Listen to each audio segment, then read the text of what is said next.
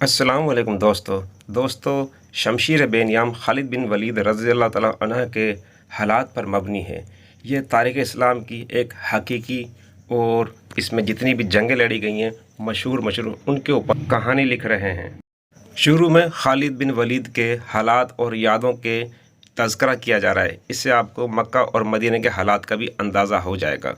ये एक बहुत ही दिलचस्प नावल की सूरत में लिखी गई किताब है। इसमें आपको बहुत सारी मालूमात मिलेगी। हम तक दीन किस तरह पहुँचा, सहाबा कराम की इसमें कुर्बानियों का तज़किरा किया गया है। इससे हमें इस दीन की अहमियत का अंदाज़ा होगा। वो मुसाफिर अरब के सहरा में अकेला चला जा रहा था। हिजरी के ज़माने में अरब का वो इलाका जहाँ मक्का और मदीना वाक़ा है बड़ा ही खौफनाक सहरा हुआ करता था। जलता और इंसानों को झुलसाता हुआ रेगज़ार। एक तो सहरा की अपनी सोबतें थीं, दूसरा ख़तरा रहज़नों का था। मुसाफिर काफ़िलों की सूरत में सफ़र किया करते थे, लेकिन ये मुसाफिर अकेला जा रहा था। वो आला नस्ल के जंगी घोड़े पर सवार था। उसकी ज़िरा घोड़े की ज़ैन के साथ बंधी हुई थी। इसकी कमर से तलवार लटक रही थी और उसके हाथ में बुर्ची थी। इस ज़माने में मर्दों के कद दराज, सीने चौड़े और जिस्म गिट्ठे होते थे। यह अकेला मुसाफिर भी इन्हीं मर्दों में से था, लेकिन वो जिस अंदाज से घोड़े की पीठ पर बैठा था, इससे पता चलता था कि वो शहसवार है और वो कोई मामूली आदमी नहीं। इसके चेहरे पर खौफ का हल्का सा भी तासिर नहीं था कि रहज़न उसे लूट लेंगे, इससे इतनी अच्छी नस्ल का घोड़ा छीन लेंगे और उसे पैदल सफ़र करना पड़ेगा। लेकिन उसके चेहरे पर जो तासिर था वो कुदरती नहीं था। वो कुछ सोच रहा था, यादों से दिल बहला रहा था या कुछ यादों को जहन में दफन करने की कोशिश कर रहा था। आगे एक घाटी आ गई। घोड़ा चढ़ता चला गया। खासी बुलंदी पर जाकर ज़मीन हमवार हुई। सवार ने घोड़ा रोक कर उसे घुमाया और रकाबों पर खड़े होकर पीछे देखा। उसे मक्का नज़र न आया। मक्का उफक के नीचे चला गया। अबू सुलेमान, उसे जैसे आवाज़ सुनाई दी हो, अब पीछे ना देखो, मक्के को जहन से उतार दो। तुम मर्द मैदान हो, अपने आप को दो हिस्सों में ना कटने दो। अपने फैसले पर कायम रहो, तुम्हारी मंजिल मदीना है। उसने मक्के की समात देखा, निगाहें हटा लीं, घोड़े का रुख मदीने की तरफ की और बाघ को हल्का सा झटका दिया। घोड़ा अपने सवार के इशारे समझता था। जची तुली चाल चल पड़ा। सवार की उम्र 43 बरस थी, लेकिन वो अपने से जवान लगता था। सुलेमान उसके बेटे का नाम था। उसके बाप का नाम अबू वलीद था, लेकिन सवार ने खालिद बिन वलीद के बजाय अबू सुलेमान कहलाना ज़्यादा पसंद किया। उसे मालूम न था कि तारीख उसे खालिद बिन वलीद के नाम से याद करेगी और ये नाम इस्लाम की अस्करी रिवायत और जज्बे का दूसरा नाम बन जाएगा। मगर 43 बरस की उम्र में जब खालिद मदीने की तरफ जा रहा था, उस वक्त वो मुसलमान नहीं था। छोटी छोटी झड़पों के अलावा वो मुसलमानों के खिलाफ 2 बड़ी जंग ओहद और जंग खंदक लड़ चुका था। जब रसूल अकरम सल्लल्लाहु अलैहि वसल्लम पर 610 ईस्वी बरोज़ सोमवार पहली वही नाज़िल हुई, इस वक्त खालिद की उम्र 24 साल थी। इस वक्त तक वो अपने कबीले बनु मखज़ूम की अस्करी कुव्वत का कायद बन चुका था। बनु मखज़ूम का शुमार कुरैश के चंद एक मोअज़्ज़ज़ ख़ानदानों में होता था। कुरैश के अस्करी अमूर इसी ख़ानदान के सुपर्द थे। कुरैश खालिद के बाप वलीद के अहकाम और फैसले मानते थे। 24 वर्ष की उम्र में ये हैसियत खालिद को भी हासिल हो गई, मगर इस हैसियत को ठुकराकर खालिद अबू सुलेमान मदीने को जा रहा था। कभी वो महसूस करता है जैसे उसकी ज़ात से कोई कुव्वत उसे पीछे को घसीट रही है। जब वो इस कुव्वत के असर को महसूस करता तो उसकी गर्दन पीछे को मुड़ जाती, लेकिन उसकी अपनी ज़ात से एक आवाज़ उठती, आगे देख खालिद, तू वलीद का बेटा है, लेकिन वो मर गया है। अब तू सुलेमान का बाप है, वो ज़िंदा है। उसके जहन में वो नाम अटक गए। मोहम्मद रसूलुल्लाह सल्लल्लाहु अलैहि वसल्लम जो एक नया दीन लाए थे, और वलीद जो खालिद का बाप और मोहम्मद सल्लल्लाहु अलैहि वसल्लम और आप सल्लल्लाहु अलैहि वसल्लम के नए दीन का बहुत बड़ा दुश्मन था। बाप ये दुश्मनी विरसे के तौर पर खालिद के हवाले करके दुनिया से उठ गया था। खालिद के घोड़े ने पानी की मुश्क पर अपने आप ही रुख बदल लिया था। खालिद ने इधर देखा, उसे गोल दायरे में खजूर के दरख्त और सहरा की झाड़ी नुमा दरख्त नजर आए। घोड़ा इधर ही जा रहा था। नखलिस्तान में दाखिल होकर खालिद घोड़े से कूद गया। अमामा उतार कर पानी के किनारे 2 जानों हो गया। उसने पानी चिल्लू भर भर कर अपने सर पर डाला और 2-4 छींटे मुंह पर फेंके। इसका घोड़ा पानी पी रहा था। खालिद ने इस चश्मे से पानी पिया जो सिर्फ इंसानों के इस्तेमाल के लिए था। ये छोटा सा एक जंगल था। खालिद ने घोड़े की ज़ैन उतारी और ज़ैन के साथ बंधी हुई छोटी सी एक दरी को खोलकर झाड़ीनुमा दरख्त के झुंड तले बिछाई और लेट गया। वो थक गया था, थोड़ी सी देर के लिए सो जाना चाहता था, मगर उसके जहन में यादों का जो काफिला चल पड़ा था वो उसे सोने नहीं दे रहा था। उसे 7 साल पहले का एक दिन याद आया जब उसके अजीज़ों ने मोहम्मद सल्लल्लाहु अलैहि वसल्लम को कत्ल करने का मंसूबा बनाया था। इस मंसूबे में खालिद का बाप वलीद पेश था। वो सितंबर 622 ईस्वी की एक रात थी। कुरैश ने रसूलुल्लाह सल्लल्लाहु अलैहि वसल्लम को सोते में कत्ल करने के लिए ऐसे आदमी चुने थे जो इंसानों के रूप में वहशी और दरिंदे थे। खालिद कुरैश के सरकर्दा ख़ानदान का जवान था। इस वक्त उसकी उम्र 27 साल थी। वो आप सल्लल्लाहु अलैहि वसल्लम के कत्ल की साजिश में शरीक था, लेकिन वो कत्ल करने वालों में शामिल नहीं था। اسے 7 سال پہلے کی وہ رات گزرے ہوئے کل کی طرح یاد تھی۔ وہ اس قتل پر خوش بھی تھا، ناخوش بھی۔ خوش اس لیے کہ اس کے اپنے قبیلے کے ہی ایک آدمی نے اس کے مذہب کو، جو بت پرستی تھی، باطل کہہ دیا اور اپنے آپ کو خدا کا پیغمبر کہہ دیا۔ ایسے دشمن کے قتل پر خوش ہونا فطری بات تھی، اور وہ ناخوش اس لیے تھا کہ وہ اپنے دشمن کو للکار کر آمنے سامنے کی لڑائی لڑنے کا قائل تھا۔ اس نے سوتے ہوئے دشمن کو قتل کرنے کی کبھی سوچی ہی نہیں تھی۔ بہرحال اس نے اس سازش کی مخالفت نہیں کی، لیکن قتل کی رات جب قاتل رسول اللہ صلی اللہ علیہ وسلم کو مقررہ وقت پر قتل کرنے گئے تو آپ صلی اللہ علیہ وسلم کا مکان خالی تھا۔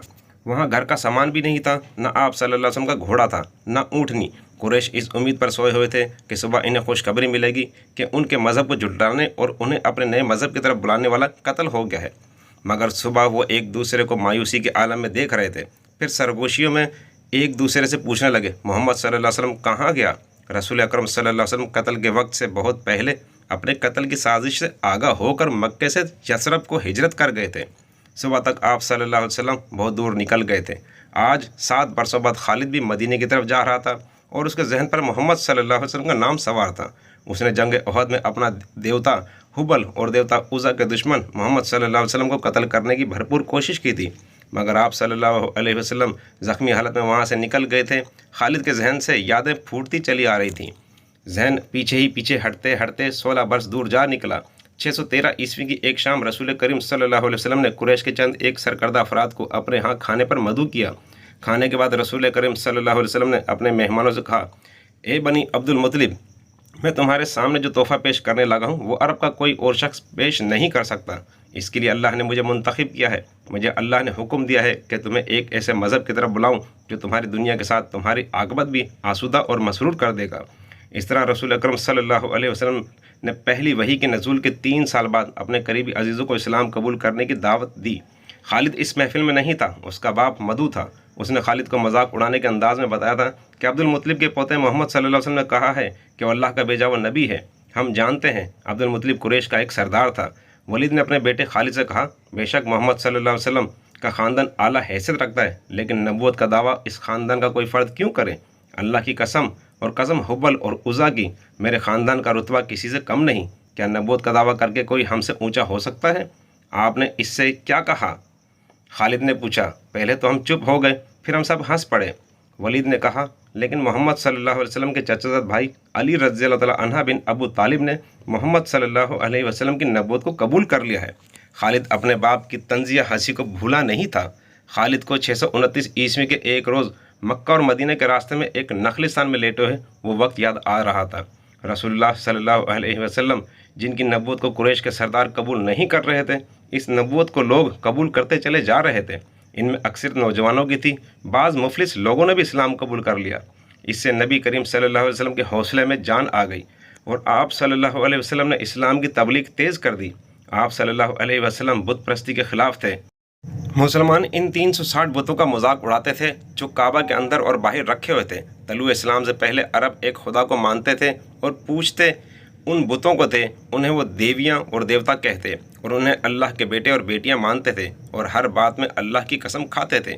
قریش نے دیکھا کہ محمد صلی اللہ علیہ وسلم کے جس دین کا انہوں نے مذاق اڑایا تھا وہ مقبول ہوتا جا رہا ہے، تو انہوں نے آپ صلی اللہ علیہ وسلم کی تبلیغی سرگرمیوں کے خلاف محاذ بنا لیا اور مسلمانوں کا جینا حرام کر دیا۔ خالد کو یاد آ رہا تھا کہ اس نے اللہ کے رسول صلی اللہ علیہ وسلم کو گلیوں اور بازاروں میں لوگوں کو اکٹھا کر کے انہیں اسلام قبول کرنے کی دعوت دیتے اور بتاتے دیکھا تھا کہ بت انہیں نہ فائدہ دے سکتے ہیں نہ نقصان۔ عبادت کے لائق صرف اللہ ہے جو وحدہ لا شریک ہے۔ رسول خدا صلی اللہ علیہ وسلم کی مخالفت کے قائد قریش کے 4 سردار تھے۔ ایک تو خالد کا باپ ولید تھا، دوسرا نبی کریم صلی اللہ علیہ وسلم کا اپنا چچا ابو لہب تھا، تیسرا ابو سفیان اور چوتھا ابو الحکم تھا جو خالد کا چچا زاد بھائی تھا۔ مسلمانوں پر سب سے زیادہ ظلم و تشدد اسی شخص نے کیا تھا۔ وہ جہالت کی حد تک کینہ پرور اور مسلم کش تھا، اسی لیے مسلمان اسے ابو جہل کے کہنے لگے۔ یہ نام اتنا عام ہوا کہ لوگ جیسے اس کا اصل نام بھول ہی گئے ہوں۔ تاریخ نے بھی اس پستہ قد بھینگے اور لوہے کی طرح مضبوط آدمی کو ابو جہل کے نام سے یاد رکھا۔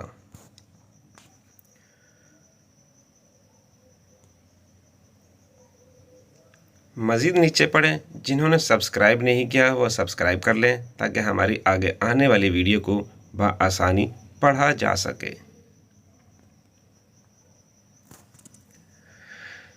खालिद को ये यादें परेशान करने लगीं, शायद शर्मसार भी। कुरैश के लोगों ने रसूल खुदा सल्लल्लाहु अलैहि वसल्लम के घर में कई बार गलाज़त फेंकी थी। जहाँ कोई मुसलमान इस्लाम की तबलीग कर रहा होता, वहाँ कुरैश के आदमी जा पहुँचते और हलचल मचाते थे। बद-इख़लाक़ और धत्कारे हुए आदमियों को रसूल खुदा सल्लल्लाहु अलैहि वसल्लम को परेशान करते रहने के काम पर लगा दिया था। खालिद को ये इत्मीनान ज़रूर था कि उसके बाप ने मोहम्मद सल्लल्लाहु अलैहि वसल्लम के ख़िलाफ़ ऐसी कोई घटिया हरकत नहीं की थी। वो 2 मरतबा कुरैश के 3-4 सरदारों को साथ लेकर रसूल खुदा सल्लल्लाहु अलैहि वसल्लम के चचा अबू तालिब के पास ये कहने गया था कि वो अपने भतीजे रसूल खुदा सल्लल्लाहु अलैहि वसल्लम को बुतों की तौहीन और नबूवत के दावे से रोके, वरना वो किसी के हाथों कत्ल हो जाएगा। अबू तालिब ने इन लोगों को दोनों मरतबा टाल दिया था। खालिद को अपने बाप की बहुत बड़ी कुर्बानी याद आई। अमारा खालिद का भाई था। वो ख़ास तौर पर खूबसूरत नौजवान था। वो ज़हीन था और इसमें बांकपन था। खालिद के बाप वलीद ने अपने इतने खूबसूरत बेटे अम्मारा को कुरैश के 2 सरदारों के हवाले किया और उन्हें कहा कि उसे मोहम्मद सल्लल्लाहु अलैहि वसल्लम के चचा अबू तालिब के पास ले जाओ और उसे कहो कि मेरा बेटा रख लो और उसके बदले मोहम्मद सल्लल्लाहु अलैहि वसल्लम हमें दे दो। खालिद अपने बाप के इस फैसले पर काँप उठा था। जब उसका भाई हमारा दोनों सरदारों के साथ चला गया तो खालिद तन्हाई में जाकर रोया था। अबू तालिब सरदारों ने अमारा को रसूल करीम सल्लल्लाहु अलैहि वसल्लम के चचा के आगे करके कहा, इसे तुम जानते हो, ये अमारा बिन वलीद है। तुम ये भी जानते होंगे कि बनु हाशिम ने जिसके तुम सरदार हो अभी तक इस जैसा सजीला और अक्लमंद जवान पैदा नहीं किया। ये हमेशा के लिए तुम्हारे हवाले करने आए हैं। उसे अपना बेटा बनाकर रखोगे तो तमाम उम्र भर फरमाबरदार रहेगा, और अगर उसे अपना गुलाम बनाओगे तो कसम है अल्लाह की तुम पर अपनी जान भी कुर्बान कर देगा। मगर तुम उसे मेरे हवाले क्यों कर रहे हो? अबू तालिब ने पूछा, क्या बनु मखजूम की माओ ने अपने बेटों को नीलाम करना शुरू कर दिया है? कहो इसकी कितनी कीमत चाहते हो? इसके ओज़ हमें अपना भतीजा मोहम्मद सल्लल्लाहु अलैहि वसल्लम दे दो। कुरैश के एक सरदार ने कहा, तुम्हारा ये भतीजा तुम्हारी रसवाई का बाइस बन गया है। इसने तुम्हारे आबा व अजदाद के मज़हब को रद्द किया है, नया मज़हब बना लिया है। क्या तुम देख नहीं रहे हो कि उसने कबीले में आदमी को आदमी का दुश्मन बना दिया है? तुम मेरे भतीजे को ले जाकर क्या करोगे? कत्ल। कुरैश के दूसरे सरदार ने जवाब दिया, हम मोहम्मद सल्लल्लाहु अलैहि वसल्लम को कत्ल करेंगे। ये बेइंसाफ़ी नहीं होगी। तुम देख रहे हो कि हम तुम्हारे भतीजे के बदले तुम्हें अपना बेटा दे रहे हैं। ये बहुत बड़ी बेइंसाफ़ी होगी। अबू तालिब ने कहा, तुम मेरे भतीजे को कत्ल करोगे और मैं तुम्हारे बेटे को पालूंगा और इस पर खर्च करूंगा और उससे बहुत अच्छी ज़िंदगी दूंगा। तुम मेरे पास कैसा इंसाफ लेकर आए हो? मैं तुम्हें इज्जत से रुखसत करता हूँ। खालिद ने जब अपने भाई को अपने सरदारों के साथ वापस आते देखा और सरदारों से सुना कि अबू तालिब ने यह सौदा कबूल नहीं किया तो खालिद को दिली मुसर्रत हुई थी। मोहम्मद सल्लल्लाहु अलैहि वसल्लम का तुमने क्या बिगाड़ लिया था अबू सुलेमान? खालिद के ज़ात से एक सवाल उठा। उसने ख्यालों ही ख्यालों में सर हिलाया और दिल ही दिल में कहा, कुछ नहीं।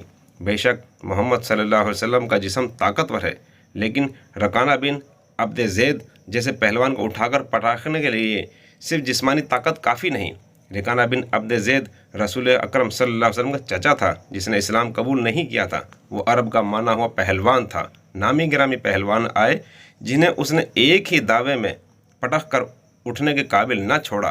वो वहशी इंसान था, सिर्फ लड़ना मारना जानता था। खालिद को वो वक्त याद आने लगा जब मुसलमानों को दिक करने वाले 3-4 आदमियों ने एक दिन रकाना पहलवान को खूब खिलाया पिलाया और उसे कहा था कि तुम्हारा भतीजा मोहम्मद सल्लल्लाहु अलैहि वसल्लम किसी के हाथ नहीं आता, ना अपने तबलीग से बाज आता है, ना किसी से डरता है, और लोग इसकी बातों के जादू में आते चले जा रहे हैं।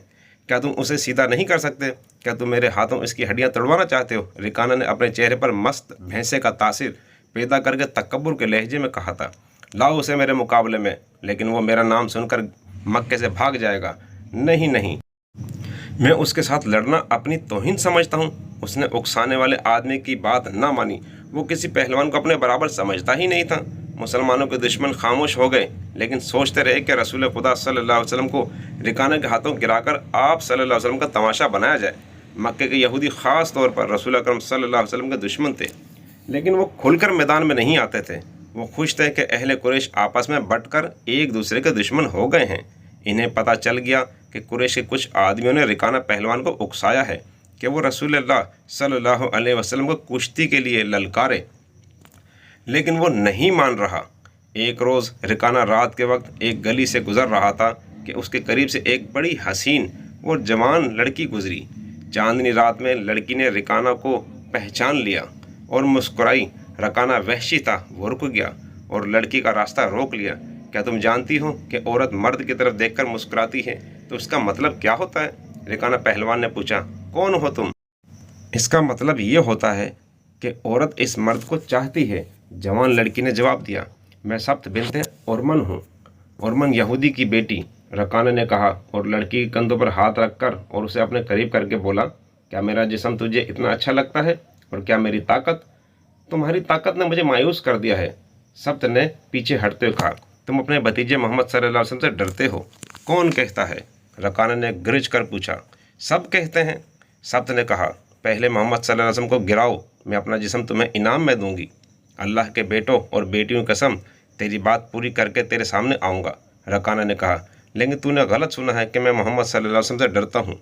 बात यह है कि मैं अपने ऐसे कमज़ोर के साथ लड़ना अपनी तौहीन समझता हूँ, लेकिन तेरी बात पूरी करूँगा। मशहूर मौरख इब्न हशाम ने लिखा है कि रसूल करीम सल्लल्लाहु अलैहि वसल्लम ने खुद रकाना पहलवान को कुश्ती के लिए ललकारा था, लेकिन दूसरे मौरख इब्न असीर ने जो शहादत पेश की है वो सही है कि रकाना ने रसूल खुदा सल्लल्लाहु अलैहि वसल्लम को कुश्ती के लिए ललकारा और उसने कहा था, मेरे भाई के बेटे, तुम बड़े दिल और बड़ी जुर्रत वाले आदमी हो। मैं ये भी जानता हूँ कि तुम झूठ बोलने से नफरत करते हो, लेकिन मर्द की जुर्रत और सदाकत का पता अखाड़े में चलता है। आओ मेरे मुकाबले में अखाड़े में उतरो। अगर मुझे गिरा लो तो मैं तुम्हें अल्लाह का भेजा हुआ नबी मान लूँगा। अल्लाह की कसम, तुम्हारा मज़हब कबूल कर लूँगा। लेकिन ये एक भतीजे और चाचा की कुश्ती नहीं होगी। रसूल खुदा सल्लल्लाहु अलैहि वसल्लम ने रकाना की ललकार के जवाब में कहा, ये एक बुत परस्त और सच्चे दीन के एक पैगंबर की लड़ाई होगी। तू हार गया तो अपना वादा ना भूल जाना। मक्के में यह खबर सहरा की आंधी की तरह फैल गई कि रकाना पहलवान मोहम्मद सल्लल्लाहु अलैहि वसल्लम की कुश्ती होगी और जो हार जाएगा वो जीतने वाले का मज़हब कबूल कर लेगा। कुरैश का बच्चा बच्चा, मर्द व जन और यहूदी हजूम करके आ गए। मुसलमानों की तादाद बहुत थोड़ी थी। वो तलवारों और बुर्छियों से मसल्ला होकर आए, क्योंकि उन्हें ख़तरा महसूस हो रहा था कि कुरैश कुश्ती को बहाना बनाकर रसूलुल्लाह सल्लल्लाहु अलैहि वसल्लम को कत्ल कर देंगे। अरब का सबसे ज़्यादा ताकतवर और वहशी पहलवान रकाना बिन अब्द ज़ैद रसूल करीम सल्लल्लाहु अलैहि वसल्लम के मुकाबले में उतरा। उसने रसूलुल्लाह सल्लल्लाहु अलैहि वसल्लम पर तंज़िया निगाह डाली और आप सल्लल्लाहु अलैहि वसल्लम पर भपती कसी। आप सल्लल्लाहु अलैहि वसल्लम मुकम्मल खामोशी और इत्मीनान से रकाना की आँखों में आँखें डालकर देखते रहे कि वो बेखबरी में कोई दाव ना खेल जाए। रकाना आप सल्लल्लाहु अलैहि वसल्लम के इर्द गिर्द यूँ घूमा जैसे शेर अपने शिकार के इर्द गिर्द घूम गया हो और अब उसे खा जाएगा। हजूम रसूलुल्लाह सल्लल्लाहु अलैहि वसल्लम का मजाक उड़ा रहा था। मुसलमान खामोश थे, वो दिल ही दिल में अल्लाह को याद कर रहे थे। उन्होंने अपनी तलवारों के दस्तों पर हाथ रखे हुए थे। फिर ना जाने क्या हुआ, रसूल अकरम सल्लल्लाहु अलैहि वसल्लम ने दाव खेला। इब्नुल असीर लिखता है कि आप सल्लल्लाहु अलैहि वसल्लम ने रकाना को उठाकर ज़मीन पर पटक दिया। रकाना ज़ख्मी शेर की तरह उठा और गुर्रा कर आप सल्लल्लाहु अलैहि वसल्लम पर हमला आवर हुआ। आप सल्लल्लाहु अलैहि वसल्लम ने फिर वही दाव खेला और उसे पटक दिया। वो उठा तो आप सल्लल्लाहु अलैहि वसल्लम ने उसे तीसरी बार पटका। भारी भरकम जिस्म 3 बार पटका गया तो कुश्ती जारी रखने के काबिल ना रहा। रकाना सर झुकाकर अखाड़े से निकल गया। हजूम पर सन्नाटा तारी हो गया। आप मुसलमान नंगी तलवारें और बुर्चियाँ हवा में लहरा लहरा कर और उछल उछल कर नारे लगा रहे थे। चचा रकाना, रसूलुल्लाह सल्लल्लाहु अलैहि वसल्लम ने ललकार कर कहा, अपना वादा पूरा कर और यही ऐलान कर कि आज से तुम मुसलमान है। रकाना ने कबूल इस्लाम से साफ इनकार कर दिया। कि ताकत जिस्मानी नहीं थी। खालिद ने नखलिस्तान में लेटे लेटे अपने आप से कहा, रकाना को यूँ 3 बार पटकना तो दूर की बात है, उसे कोई पछाड़ भी नहीं सका था। रसूल अकरम सल्लल्लाहु अलैहि वसल्लम का तस्वुर खालिद के जहन में निखर आया। वो आप सल्लल्लाहु अलैहि वसल्लम को अच्छी तरह जानता था, लेकिन अब वो महसूस कर रहा था जैसे वो मोहम्मद सल्लल्लाहु अलैहि वसल्लम कोई और थे जिन्हें वो बचपन से जानता था। इसके बाद आप सल्लल्लाहु अलैहि वसल्लम ने जो रूप इख्तियार किया था, इसमें खालिद आप सल्लल्लाहु अलैहि वसल्लम को नहीं पहचानता था। नबूवत के दावे के बाद खालिद की आप सल्लल्लाहु अलैहि वसल्लम के साथ बोलचाल बंद हो गई थी। वो आप सल्लल्लाहु अलैहि वसल्लम के साथ दो दो हाथ करना चाहता था, लेकिन वो रकाना की तरह पहलवान नहीं था। वो मैदान जंग में लड़ने वाला और लड़ने वालों की क़यादत करने वाला जुंगजू था, लेकिन इस वक्त मुसलमान फ़ौज की सूरत में लड़ने के काबिल नहीं थे। जब मुसलमान फ़ौज की सूरत में लड़ने के काबिल हुए और कुरैश के साथ उनका पहला मोरका हुआ, इस वक्त खालिद के लिए ऐसे हालात पैदा हो गए थे कि वो इस मोरके में शामिल नहीं हो सका था। इसका उसे बहुत अफसोस था। ये मोरका बदर का था, जिसमें 313 मुजाहिदीन इस्लाम ने 1000 कुरैश को शिकस्त दी थी। खालिद दांत पीसता रह गया था, लेकिन इस रोज़ जब वो एक नखलिस्तान में लेटा हुआ था, उसे ख्याल आया کہ 313 نے 1000 کو کس طرح شکست دے دی تھی۔ اس نے شکست کھا کر آنے والے قریش سے پوچھا تھا کہ مسلمانوں میں وہ کون سی خوبی تھی جس نے انہیں فتح یاب کیا۔